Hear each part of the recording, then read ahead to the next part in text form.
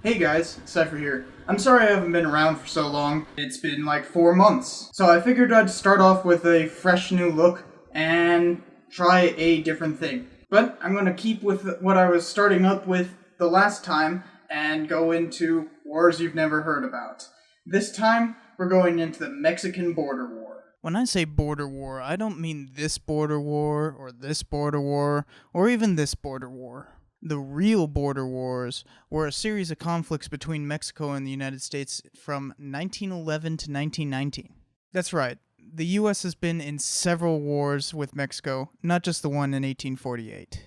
To understand how this one started, we have to look at some Mexican history. From the late 1870s, a man named Porfirio Diaz had become the dictator of Mexico. Though holding elections, they weren't real at all. In 1910, Diaz jailed his chief rival, Francisco Madero, before Election Day, setting off a revolution in response. Losing control of the country, Diaz was dislodged, but the revolution splintered in a long and drawn-out struggle between any number of revolutionary groups vying for supremacy in Mexico. This revolution would carry on for decades in one way or another. President Taft, at the time of the revolution, recognized the peril that this conflict caused for the U.S. along its border. The revolutionaries were crossing into Texas and raiding American settlements before Taft had even acted. He sent the U.S. Army to secure the entire border and keep the Mexican Revolution in Mexico. It didn't work so well at first. The orders were very unclear. So much raiding continued that local Texans had to take matters into their own hands, enforcing border security with their personal arms. It took a year before the army came into conflict with Mexicans. As what became typical of this war, a Mexican battle crossed over and the US stopped battle with sheer fire. That would happen again and again. Most of the time US won decisively, but Mexico got a few victories of their own. After the first few battles, the US completely armed its borders and would not allow anyone to cross without prior permission. Illegal immigrants would be shelled. Actually shelled. And those who survived the onslaught would be immediately deported. Things became very hectic very quickly.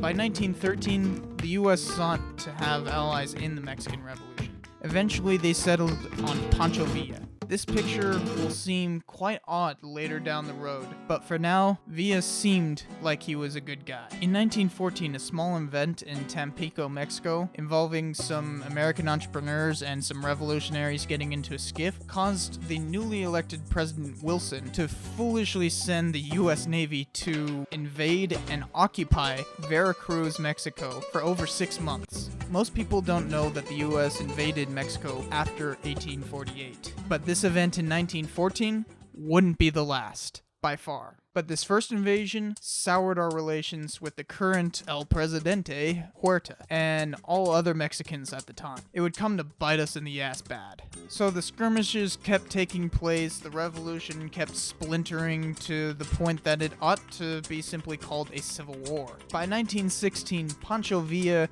was losing badly. In his ignominy, he allowed his army to turn ravenous. They started to become petty bandits and thugs, plundering and murdering wherever they went, rather than following their revolutionary aspirations. The US ceased giving Villa arms and help, and he turned his rage upon America. He started by killing a train full of American oil workers. And if this wasn't bad enough, he attacked across the border to Columbus, New Mexico, utterly destroying the place. He later attacked Glen Springs and Boquilla, Texas, destroying those places too. This pissed off the American people. The backlash was horrendous. Wilson wanted Villa's head, and he sent General Pershing to find and kill him. General Pershing is the person standing right next to Villa in this picture, and he was the one who took an entire expedition to eliminate the Villistas. Or Villaistas, or Villistas, whatever. Villa supporters. A full-scale invasion was mounted, and the army invaded Mexico for the second time during the border war. This punitive expedition lasted only a short half of a year. In the process, the U.S. modernized its army, engaging in aerial warfare and mechanized cavalry movements, even nationalizing the militias into a national guard.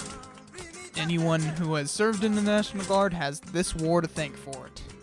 But the expedition actually failed, despite greatly overwhelming the Mexicans. They were so splintered that we ended up fighting off any number of different groups, and it ended up becoming kind of a disgrace, so we retreated.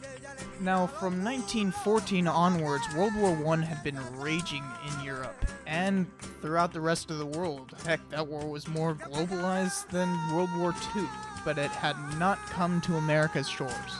In 1917, that changed with a decrypted message called the Zimmermann Telegram. The Germans had been actively supporting some of the factions in the Mexican Revolution, and they promised certain rebels, if they crippled American forces to the point that they could never enter World War I, they would receive California through Texas as a reward. This understandably pissed off America as a whole. Enough for us to enter World War I. Suddenly, the border war took a backseat to World War I. There were still some conflicts, but it pretty much had petered out.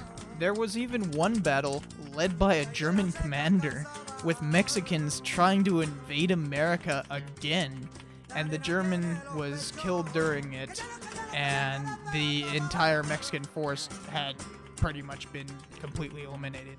But otherwise, there were just a few battles in 1919, and nothing after that. The US eventually stepped down its border securities, and immigrants, legal or not, could pass between countries again without the army just showing the crap out of them. There are a whole lot of things that we could talk about on this, but there's one thing that I found particularly interesting in my research. We tend to see border security between us and Mexico as a new problem, but this is a very old one. It is fairly interesting to see how things took place in the 19-teens, considering the situation in Mexico today, with its drug wars and the fact that we have an intense problem with illegal immigration. But we have a different way of doing border security now, so perhaps it requires a different perspective. So that's the new format. Tell me if you liked it, leave a comment about what you think, and be sure to subscribe. I'll see you next time.